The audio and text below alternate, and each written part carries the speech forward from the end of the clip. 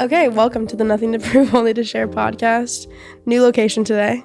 Yeah. We're in Richard Medek's studio with a special guest, Max, Richard Medek. the dog. And Max the dog. And Max the dog. He's actually the main guest. He's not the special. He is the guest. His name is Maximilian Rutherford Medek, and he's here providing emotional and moral support for us. King. He is my emotional support dog today. And mine as well today. Yeah.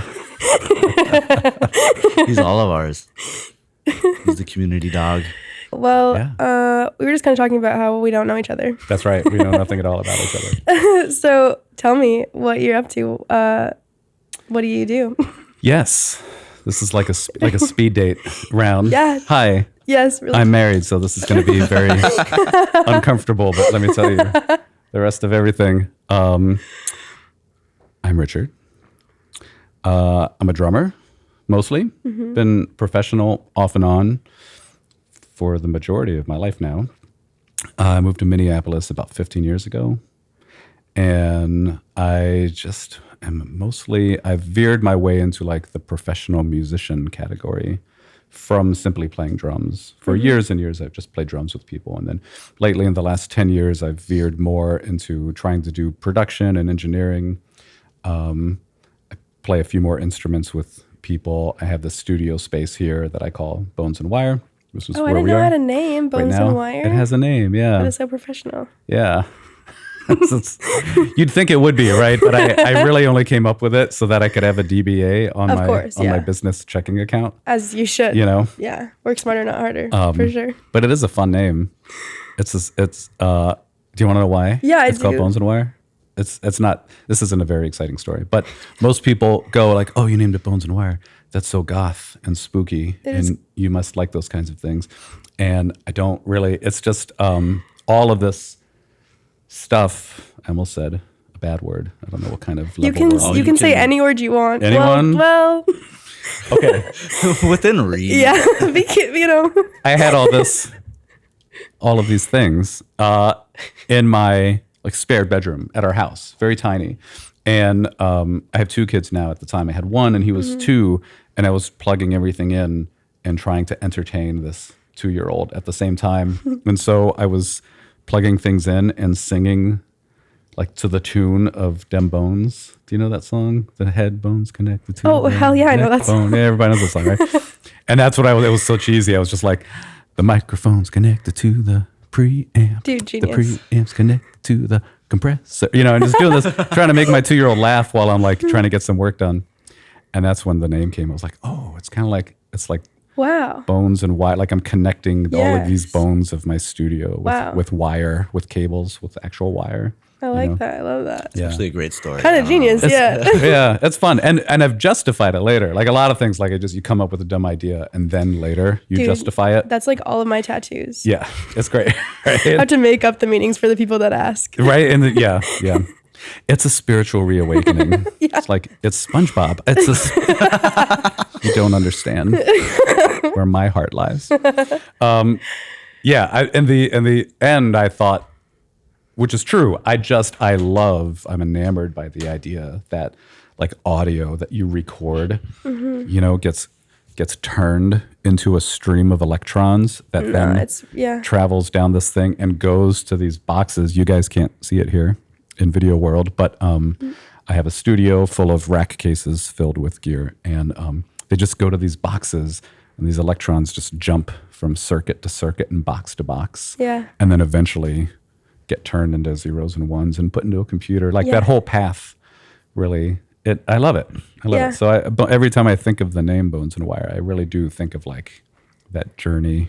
Yeah, that's very cool. I was in a physics of sound and music class like a year ago, and I did a project on physics of microphones. And I've been singing for a long time. I've been using microphones for a long time. Yeah. And I really had never known anything about any of it, but yeah, it is fascinating. Yeah. I'm a total nerd for There's that something kind of stuff. mind-blowing about like realizing a microphone is a speaker backwards. Sure. Like Yeah. at boiling it down. Yeah.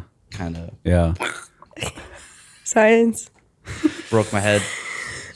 So cool, man. Dude. It's like, it's a speaker, Just backwards. but it's a microphone.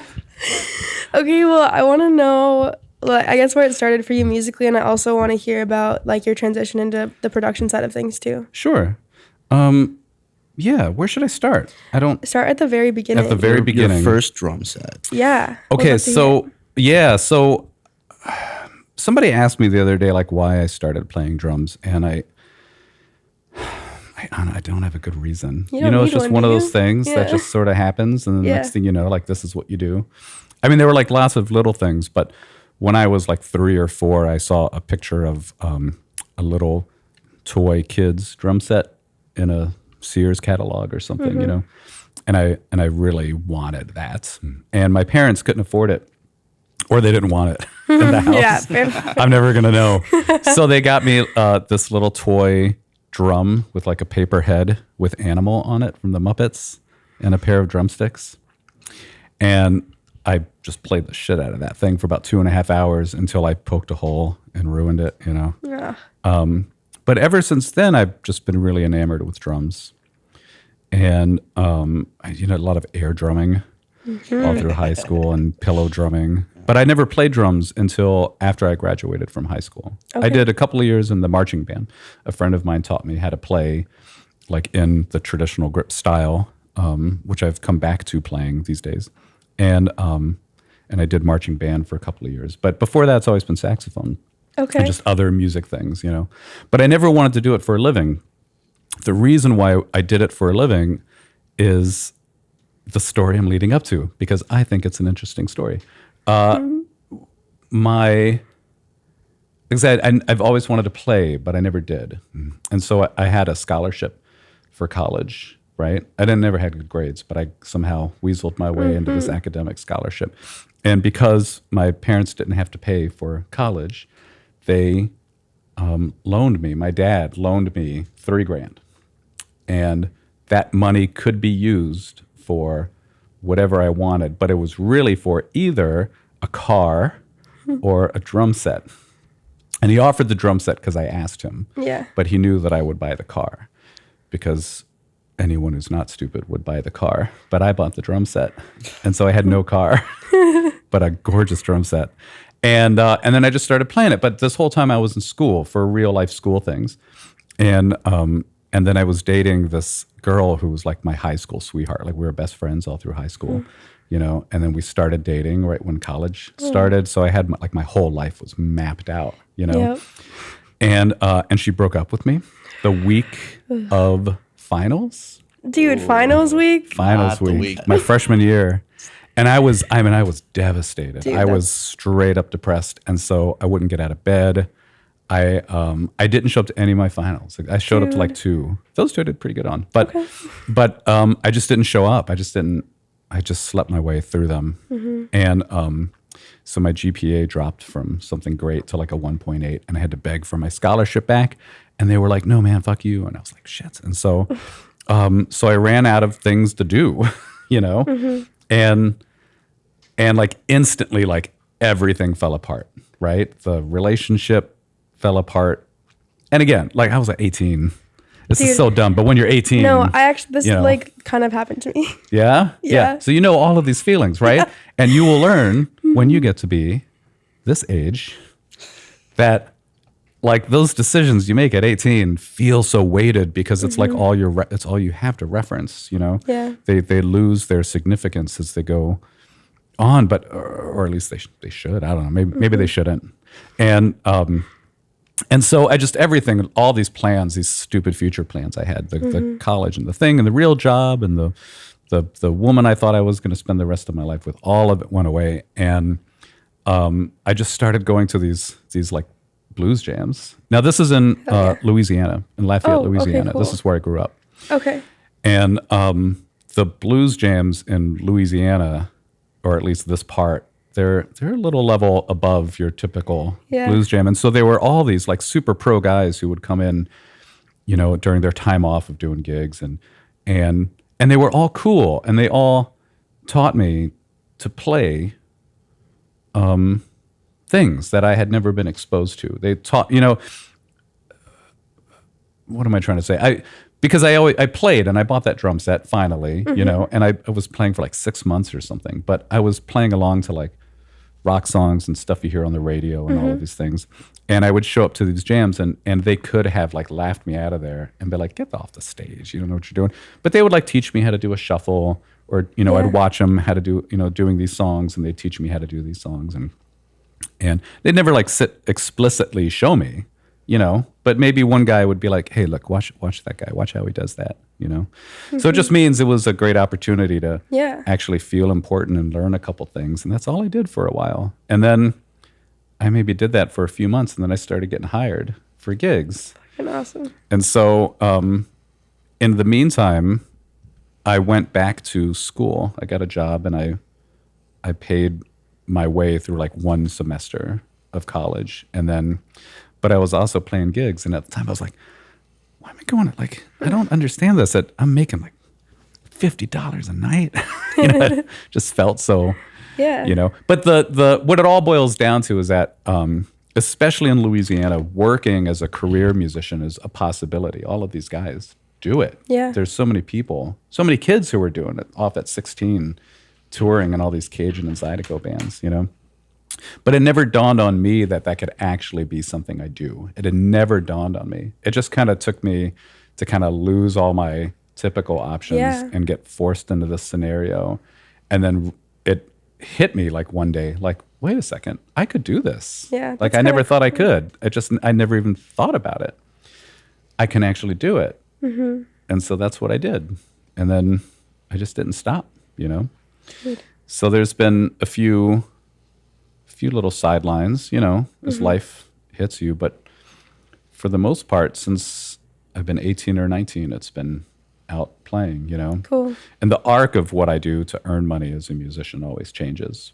Sure. I think it does for everybody. Yeah. But that's how I got into it. So it's kind of like a late start, and then I hit the ground running. Cool. And that's how I did it.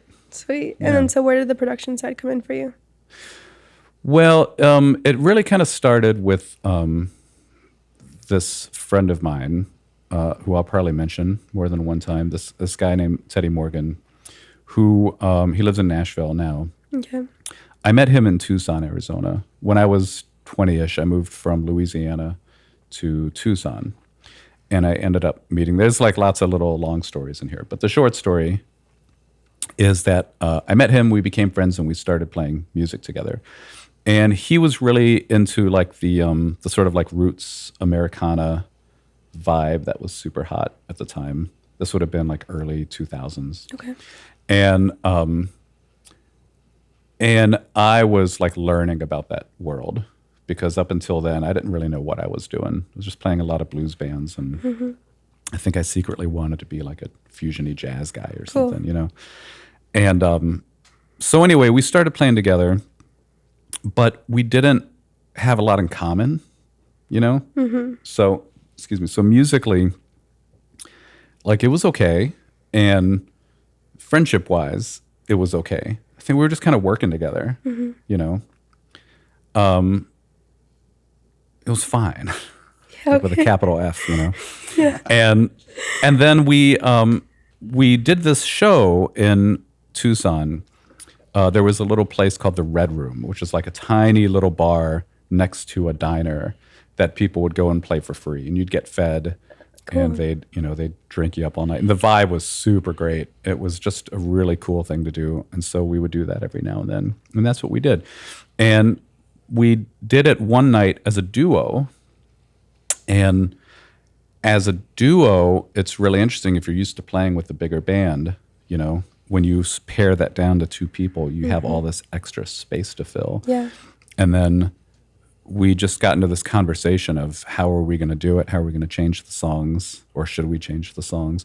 And then we were like, oh, maybe we could approach it in this way. And then we learned that the approach that we were both settling on was something about music that we both loved and didn't get to do. Sort of like this, maybe a little more ambient, textural moment of the time, like producers like Daniel Lanois were really getting into this stuff at the time. There was a real cool like desert vibe thing happening around that era with Calexico and Giant Sand and all these bands.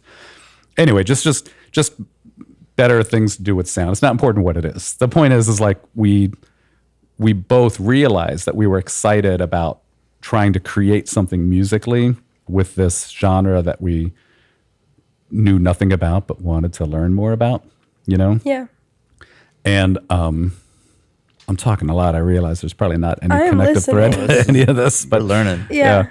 But it's I'm trying to make it all make sense. I'm putting it together in my head. It's like I don't know. I'm sorry. I don't know. No, if this you're a is good making sense, storyteller. guys. I'm here with No, you. it's context. It's important. So it's not important like what it was. The thing is like we just found that we had this thing in common, and the thing in common was this thing that neither of us knew anything about. We just wanted to chase together. Cool. And so from that moment on, we became great friends, and the music was great, and everything was not fine any longer. Yeah. It was great because we didn't know what we were doing, and we were just chasing it and trying to do it and trying to accomplish something as musicians, you know. And then right around this time, we were working on his record, and you know, over the years, like making music has gotten progressively suckier because there's no more budgets for anything, and better because things have gotten cheaper. So it was right around the time where like home studios were becoming a viable option to record something. Yeah. And so we both wanted to get into this. So we both invested some money into like Pro Tools and some microphones, and we made his record in like a movie theater that they had closed down for us, and we could, Oh my gosh. yeah, Cool. it was cool. So anyway, so we got into that world together, you know, and then the thing about it though, it wasn't like the recording that was really fun. It was the taking into your own hands the ability to try to create these sounds, which we didn't know how to do, you know, and you almost have to do it that way because you can't go into a studio and waste everyone's time trying to learn how to do that, you know. But it was just fun for us, and we wanted to do more of our own recording, and we wanted to invest into it knowing that we could pay for it, and then we would have it forever, and then we could make records anytime we wanted. So that's what we did. And years went by, we did some playing. We ended up moving to Nashville together. So I lived there for maybe 4 or 5 years before I moved here, and here to Minneapolis. And he stayed in Nashville, you know. And around this time, like he got way heavier into the studio side of things. Okay. And I enjoyed being in the studio, but I wasn't really into the studio side of things. I think I was mostly trying to figure out what to do with my life at that point. But I've always been a studio rat. Like I've just loved being in studios and doing things. At the time, I didn't really have a lot of interest in owning a lot of that stuff, you know? So when I moved here to Minneapolis, just the idea, there's a lot of reasons why I fell into it, but I think one of them is that I moved here away from this buddy of mine and this like little scene that I had kind of built up, of which I had felt really creatively attached to. And then I moved here, which was a breath of fresh air in a lot of ways, but also like I didn't have that same thread of being able to, a consistent place I could go to and do the kind of stuff that I wanted to do creatively, you know, a lot of stuff musically, but I just mean just that satisfy the personal itch of hearing this particular sound, which I was lucky enough to have several people who heard the same sound. So that meant that if I wanted to hear something like that, I would have to start doing more of that myself. So I kind of got into it. Okay. And the impetus behind all of this was a friend of mine named Dave Olson. He's from Iowa City. He lives here now. We're in St. Paul. Okay. And we were chatting and talking, and he needed help making a record. And he asked me about producing it, you know. And I was like, well, this would have been a little over 10 years ago. Okay.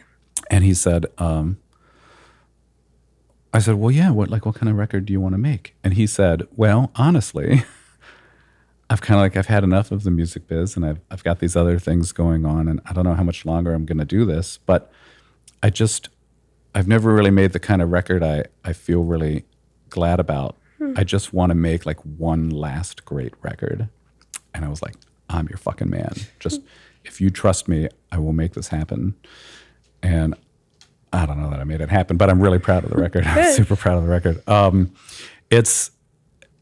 So that was like the moment where, and I'd produced a handful of stuff before, I should say. Like this wasn't my first production, but it was the first one here. And it was kind of like the first like resurgence of my interest in just this idea of what can I say creatively to help someone else's songs like reach this part that we're both surprised by and really happy with, you know? And so I put a lot into the making of that record. And in order to finish it, I started buying more gear again because that was just a necessity. Like, you know, I had some stuff, but it became like, man, I'd really love to do some quality overdubs. Let me invest into Pro Tools and a couple more mics, you know? And then when I started doing that, I just had like this resurgence of interest in the whole thing. So I just kind of kept collecting, you know? Cool. And that's the very long story. What's the name of that record? It's called No October. No October. No October by Dave Olson. It's a really great record. It's got some good guests on it. I'll give you guys a copy before you leave. Cool. I'm sure I got them lying around here. Yeah. Nice. We recorded it in a barn out in Monticello. Monticello, I think. Yeah. But whatever. Oops, sorry. Italian. Is Italy even real? Yeah, we had a couple plans for it. We did like 14 songs over 3 days. Wow. In 2 band shifts. We had like a morning band come in and an afternoon band come in because we couldn't get the schedules to work where just one group of people could come in. Sure. So it got pretty confusing, but it was super fun. 14 songs over 3 days in this barn in Monticello, a guy named Baron Whittler. I was going to say a friend. I haven't talked to him in a long time. So if you see this, Baron, hi. Yeah, he let us come and set up. And Adam Krinsky, I don't know if you guys know Adam Krinsky. He's a phenomenal engineer. He engineered it, and we had some great players, and we just went to town and had a great time. Cool. So, yeah, it was great, and it was great to like walk into this just beautiful barn and see the studio magically have appeared there. Yeah. Cool. And then we finished the rest of it at my house. Okay. You know. Cool. Do barns sound great? They sound phenomenal. Yeah. And his wasn't like I should say like his wasn't a super busted barn or anything. He had it was refurbished. And this guy is a professional cinematographer, you know, or videographer. And so he had like a room that was done very nicely where he would do all of his editing. So it was like a this is like quality an actual, barn, you know. This is almost kind of a like spot. The control room. The control room was where he set up. That was more of a spot. And then the barn room where we all were. I mean, it was a barn, but it was clean and, you know, nice. And but they sound great because I think one of the biggest challenges of recording is the space that you're in. It's why I love this space that we're in right now. It sounds great. If you have like a real recording studio, they'll spend gazillions of dollars into either making it sound open and airy or quiet and dead. You know, you need to know that your sounds are existing in a world that when they get captured, they don't sound cheap or terrible. You know, the barn and like barns in general, they're kind of amazing because you just have all of the space before you hit a reflective surface, and then you do hit a reflective surface, and that reflective surface is very diffusive. Yeah. So it, like playing outside is a real drag because you hit, like for me, a drummer, you hit a snare drum and you're used to hearing the room react in some way, but you play outside and it just goes away. Yeah. And it sounds so thin and lifeless, you know?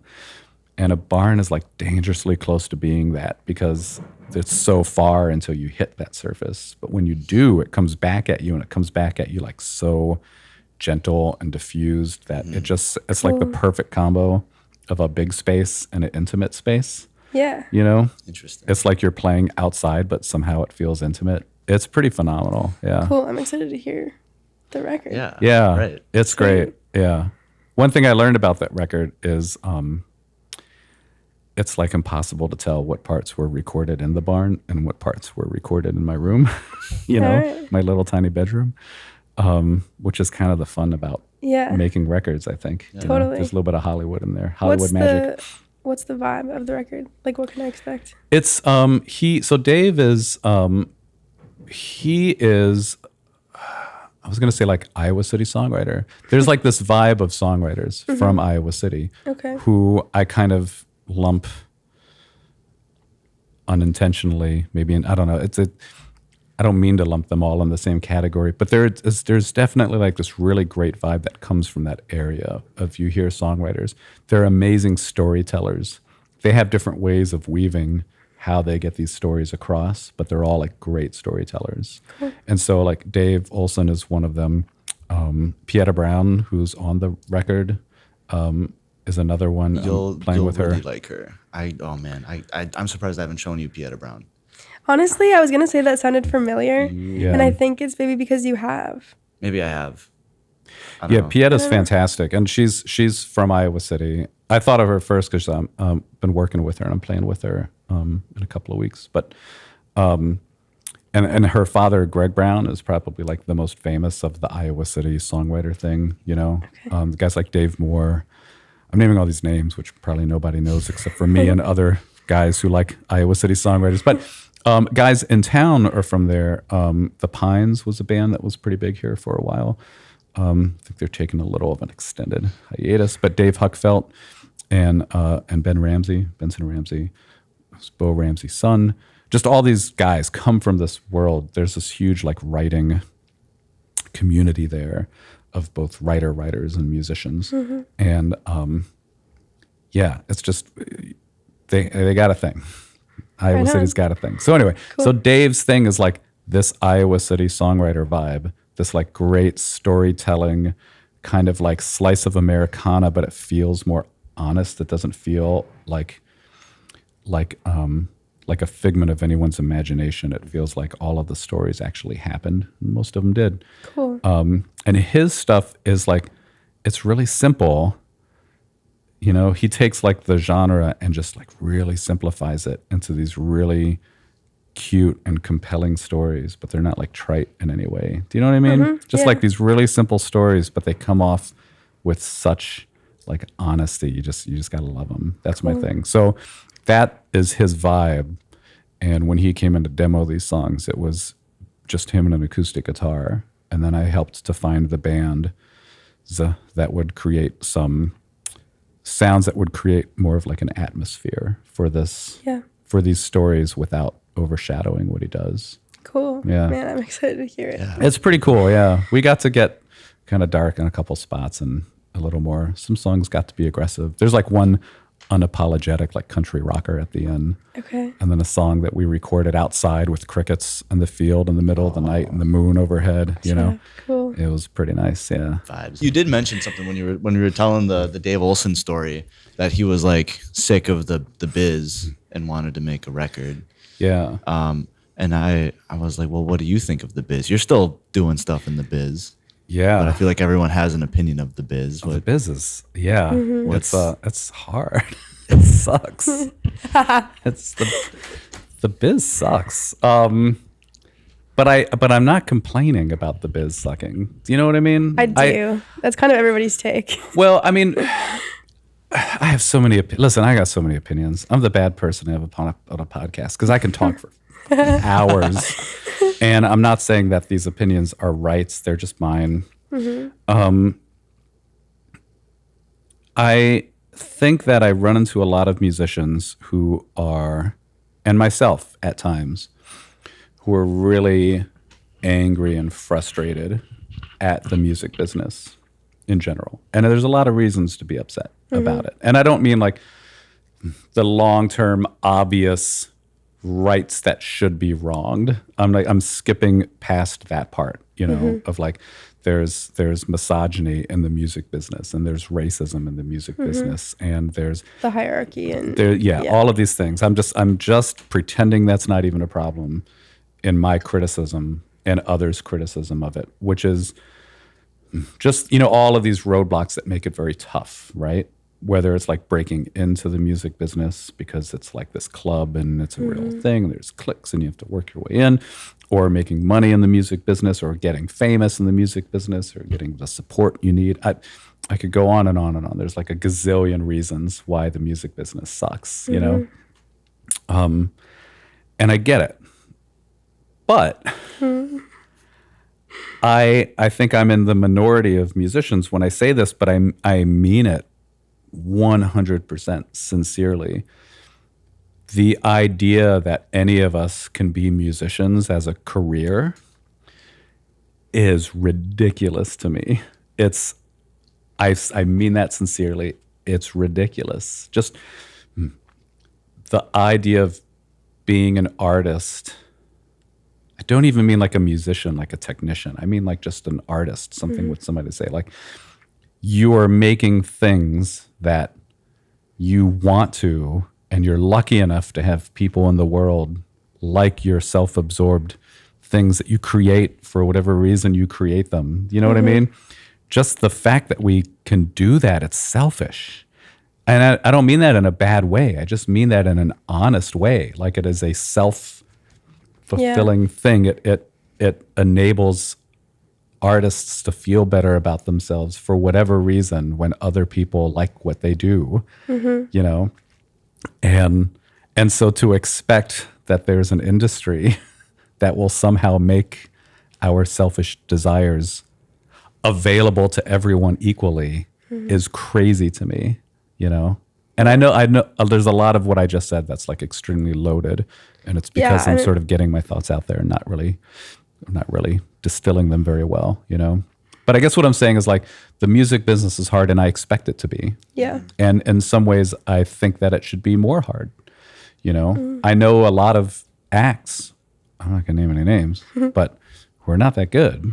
And they're playing the same venues and shows that people who are super good are. Yeah. And at some point, like, there's just, sometimes I think like, man, the bar to music should be way harder.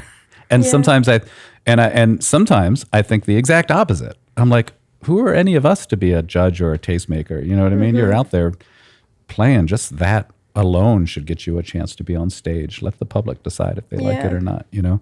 There's no real solid answers is what I'm saying. But I am saying, like, the music business does suck. And there are a lot of things that I legitimately wish could be fixed about it. But I'm also like, I'm pretty accepting of it because I think we're all lucky if we have a position. If any of us can say we're in the music biz, like, I think we're luckier than most people in the world. Yeah. Fair take. I'm like still stuck on the thought of the selfish thing that you were saying. Like, yeah. But it's true. I think it's interesting to think about how making art and putting it out to anybody is in some way looking for some kind of pat on the back, or like some kind of, and it might not be for everybody. My friend Kelly Parda-Cooper, another Iowa City singer-songwriter, he had a quote. I think it was like a Gillian Welch quote, maybe Welsh. I'm not pronouncing anybody's name right. I'm so sorry, Gillian Welsh. I love you. You're so fantastic. I'm just not thinking. Get nervous on podcasts. Anyway, I think it was her. I don't remember exactly who it was, but it said something like, they've figured it out that, like, we'll make our music for free. You know, this idea that of course we're going to get taken advantage of, because at our hearts, like, we would do this if we weren't getting paid for it. We'll always be compelled to make this sort of art. Right. You know? I think, I'm biased because I think music is very necessary. I love music. It's such a strong part of everyone's cultural identity, regardless of if they're into music or not, you know? Yeah. And, but this idea that, that music is somehow more valued than some art, or deserves to be more valued than some art, is sometimes tough to swallow, you know?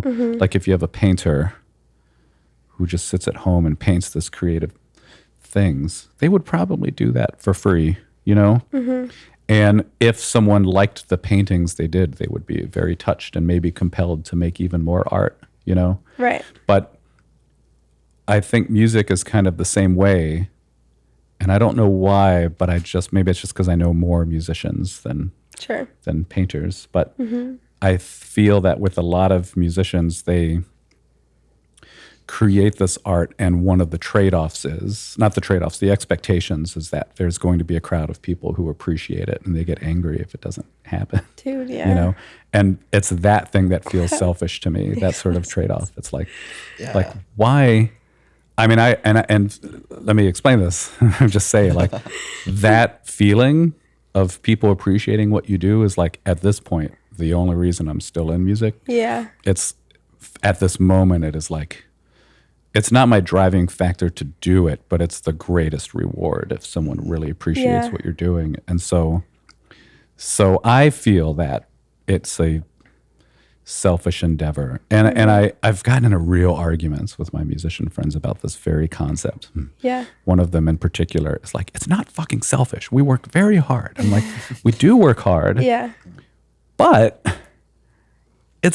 we're working hard on our vision of what we want to hear in the world, and we're putting it out there for other people to absorb and like it. And then we get mad if they don't like it. And so that's selfish to me. And I feel like I always have to over-explain it, because I don't think of like selfish in the same vein of like, all the candy must be mine, you know? Yep. I feel it more like it's something that a lot of us do because it serves ourselves in a way. Well, we want to do it. Like, I want to do this, so I'm going to do it. Yeah.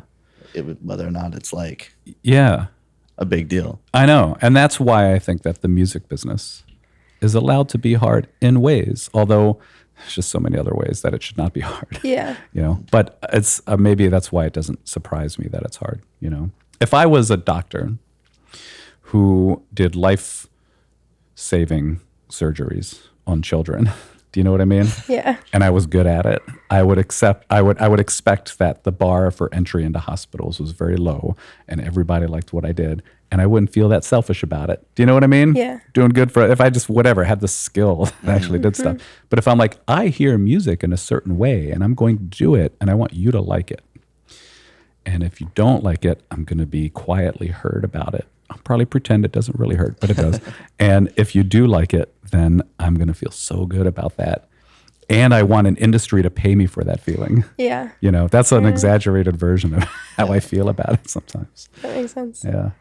Interesting. Yeah, I'm just in my head now. Just really, really thinking. I feel like something that I really love about art and music specifically is that everything's subjective. Yeah. Like, I actually really like the idea that not everything I do will be liked by everyone. Like, it feels a little bit special when you make something and only a select, like, few people or whatever are like, that's really dope, or like they really get it, or they really hear it, you know? Yeah. I think there's something really cool about that. I also haven't performed in a long time, so I'm not super, at the moment, attached to the idea of like people loving what I'm what I'm doing, or so yeah, you just got me thinking. My big thing is like the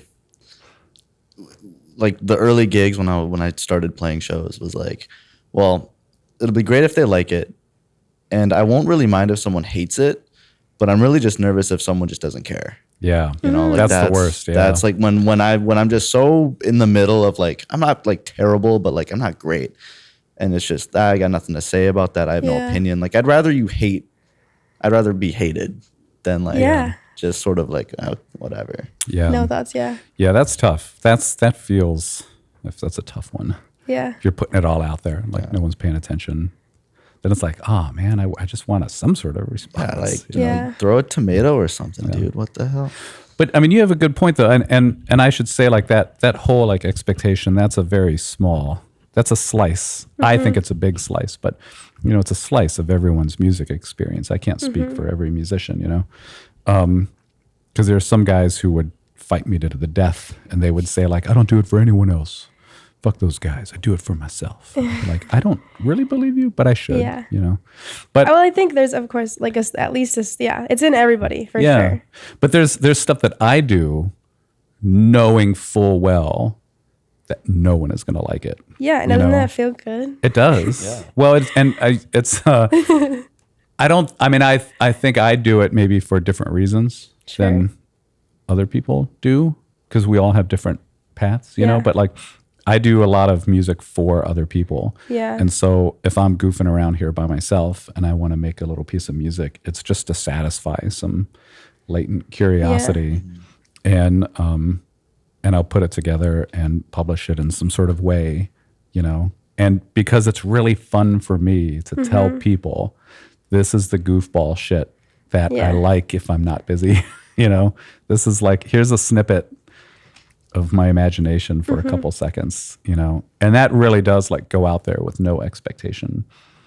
I think I would have a hard time doing that full time, you know, making that my primary drive for music. But the ability to do that feels really good, you know? Yeah. So, you know, there's exceptions to every thing. And talk to me tomorrow and I might feel the exact opposite way. You know what I mean? Music is a gift and everyone deserves to hear it, and nothing should be hard.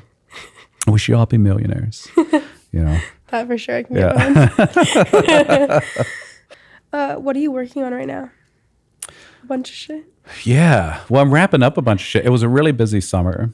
Yeah. And so the end of this week will be my first day off in about 4.5 months. Wow. Yeah, which is unusual for me. I mean, I always have ups and downs, you know, and I think any of us in music do. And the last few years, it's been like more chaotic, you know, busier summers and then like slower winters. And then this one was really busy. I play, one of my main groups that I play with is this guy named Eric Koskinen. You know Eric, and he's fun, and he's usually super busy in the summer, so that's been kind of a thing. Yeah, and then so all this year I've been like, okay, mid-August, that's when it's going to start, because it always does. But then it never did. It just never stopped slowing down. It's all random things. It's just, you know, they pile in. I don't have any like big, but I just I recorded a record here a long time ago. Sorry, Mike. That ended up getting wrapped up this year. So earlier last year, I mixed all of that and got it out the door. And then we had to like remix these for publishing, you know, so I kind of wrapped up that a little demos that I do here, some recording. I have a friend of mine who's working on a record that I helped him with a bunch of overdubs. Cool. I do like random audiobook projects. Really? Here, which are really fun. Yeah. Oh my God. Okay, so you're already doing it. I suggested earlier that you do an audiobook and that you'd start. But I'm not recording them. Oh. Yeah, I mean I'm. Oh, you're just like someone else is reading. Okay, gotcha. I'm engineering. Yeah, I would love to do an audiobook for real. I would totally get into it. If I ever write a book, I want to. Yeah.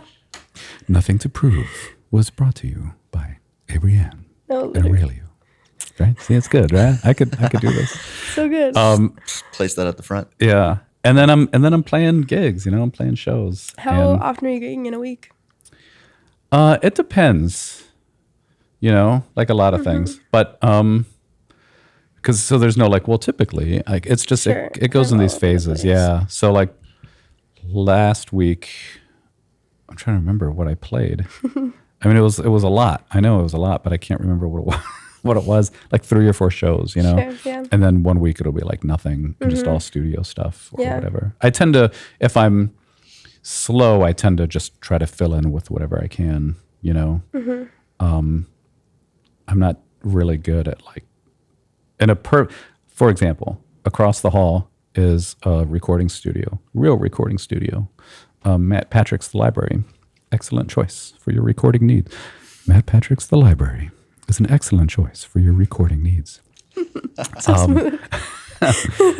But he's like busy all the time, and he's like daytime hours. Comes in at 9, leaves at 6, like every day, you know? And I think sometimes in a perfect world, I would love a little more of that, because it would just keep my life a little regular, you know? But then sometimes I kind of like the chaos of my life as long as it jives with my family life, you know? Right on. I like being on the road. I like staying up late and working on stuff, you know? I just kind of like grabbing opportunities when I can.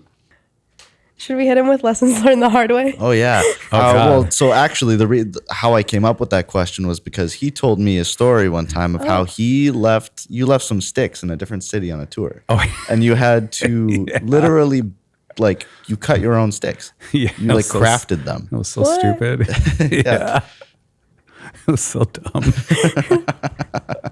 But it was great. It was great. I played. Yeah, you want to hear the story? Yeah, totally. This is not my most lesson learned the hard way story, by the way. But those get really deep. Here's my most fun one. It was just stupid. So I was playing with Eric Koskinen, who we mentioned, and at the time I was playing with Robbie V. He's you know Robbie V. He's doing like the casino circuit of songs of previous generations, and he's super cool. So something had happened where it's like I had to do a run of shows with Eric, and then we met up at some parking lot, and then I had to get in the car with Robbie and then drive to wherever it was we were playing, and that's what we did. And I put all my drums from one van to the other, but I forgot my stick bag full of drumsticks that I needed. And we didn't realize until we were like a few hours down the road. You're driving to like the middle of nowhere, Minnesota. And I was like, son of a bee. And so just trying to think of an option. So we ended up pulling into this Walmart right before. There's no music stores around. And my thought was, there's going to be those little like first act, toy drum things, but they always come packed with like pairs of drumsticks. And that's going to get me out of this mess. And there wasn't one. So I ended up buying a dowel, just like a wooden dowel. And then in the back of the van with my little Leatherman that I kept sawing it and then whittling some tips on it. And then that's what I played. So the whole weekend, they called me the Whittler. And I ended up signing them at the end, and then they put them like in their emergency box or whatever. It was really cute. Those are honestly like one of the best playing drumsticks I've ever played in my life. God. Yeah. I was just playing like, this is amazing. These sound great. That's cool. They ripped up my hands because they're not like, just a dowel. So it's like raw wood rubbing against your hands, Yeah. But yeah, anyway, that's my story. That's pretty funny. Okay.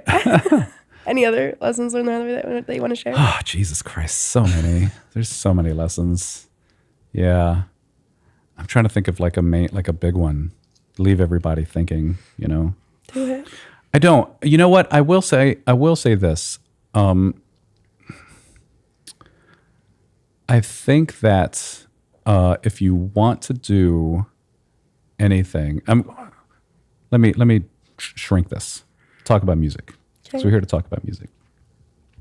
Just music. If you want to be in music and you want to take it seriously, and it's something that you feel like you want to commit your life to some sort of degree, then I think you have to give up some set of risk. You have to put yourself up for some degree of risk. And what that level of risk is can vary a lot from people to people. But I think it's okay to put up some significant amount to do that. Because I know some people like they won't make a record without a Kickstarter in place. Do you know what I mean? And they'll wait until all of their friends or family on board, and then they make a record that has no financial or personal risk given to them or allotted to them. And I think like the music kind of suffers because of it. I feel like in any creative endeavor, but especially music, if you're going to give yourself up for this thing, you have to open yourself up to the possibility that you are risking something. The one that I always think of is stupid. I had my car repossessed once. This is not like a great proud story or anything, but I remember it for a real reason, because of my dad, who my dad was always pretty hardcore. He was kind of a hard ass when I was growing up, total East Coast thing. And when I quit school to go play music, he was pretty furious about it, and it was a lot of the, what are you doing with your life? You're not going to be a rock star kind of thing. You're not going to, this is stupid, And when I moved from Louisiana, it was kind of more of the same. It was just all of these things, But I had a pretty decent job for a while, just day job. And I quit that job to go on the road with someone that I really believed in, And I was busy. I played with them a lot, but I couldn't keep up all of my responsibilities. Sure. I couldn't keep up my rent. I couldn't keep up this car, which I had bought with money I didn't really deserve, you know. And I couldn't do it. And I come home from this tour and my car is gone. And I kind of knew it was going to happen. It was going to happen sooner or later. But I couldn't stay home and work this job and not do this tour. For me, it was like important to make that music, not just for professional sake, but because it was one of the first times I felt like I was saying something creative. Do you know what I mean? It was an important run of shows to do for a reason deeper than making any money. And so that's what I did. And I came home and my car was gone. And a few weeks later, I was calling my dad and I told him that I got the car repossessed. And my dad, of all people, says, you know what? That's okay. You'll get another car. You're never going to get an opportunity to do this again. Oh my gosh. Like, you're really doing what you love and you're putting yourself out there. And I'm really proud of you. Wow. I know. And that was a really big moment. I mean, not only because it was coming from my dad, but it was also just an outside, deeper voice saying, like, I trust that these decisions you're making are a bigger thing, you know? Yeah. And you just figure out what that risk is. Like, would I sacrifice like my marriage or my kids to go on the road right now? And I wouldn't, because that is where I get the bulk of my joy from. Do you know what I mean? So that level changes. But I think that if anyone is going to be really successful in a field like music, that they have to think about what is acceptable to give up in the pursuit of it. Because otherwise, are you really serious about it? Maybe you're not, you know? I feel like people should be trying harder to do important things. Cool. Yeah. Nice. We didn't define success yet. We didn't. Tell me what you think about that. How do you define success? Yeah, that's a big question. Yeah. Hoping we would just forget. Yeah. Aurelio told me. He said, this is the one thing. Me, yeah. Okay. I thought about this one a lot. I don't have anything good for it. But I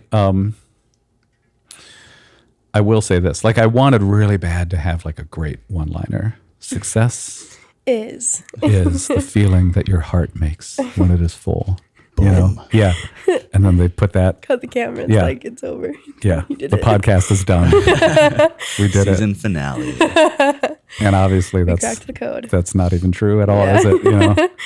But I really thought about it. I was like, what does it mean? Because it's such a defining, success is like such this driving force for what everyone does, you know? And I think that this is what I thought. Success, when I was younger, like mid-20s, I'd hang out. This is in Tucson with one of my best friends in this life. Kathy Rivers is her name. Hi, Kathy, if you're watching. And we would hang up on our porch and drink tequila and smoke cigarettes and talk about our life, you know, until the day. And she asked me one day, like, if you were to die tomorrow, like, would you be happy with everything that you've accomplished? And I was like, no, not at all.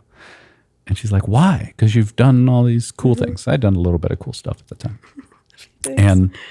And I was like, well, because it's not, I want this bigger thing, you know, like I want these life things, like to get married and to have kids or whatever. But what I really want is like, I want to be respected at my peers at this really high level. I want like the big gig. Yeah. Where my name is stenciled on the side of a road case and I didn't paint it like someone else did. You know? Yeah. And I have like pleasantries with the staff and the road crew as I get on a drum set that someone else set up for me. And I play to a crowd of 24,000, you know, like that's what I wanted. And for me, that's what success was. It was like this goalpost in the future, the signpost that I was always headed towards, you know? And the truth of the matter is I wasn't as hardcore about that path as I know a lot of other people are. They set this thing that they define and they're like, that is their fucking thing. That is their laser. And I've never been like that. I don't know if it's on purpose. I've just always, you know, kind of seen.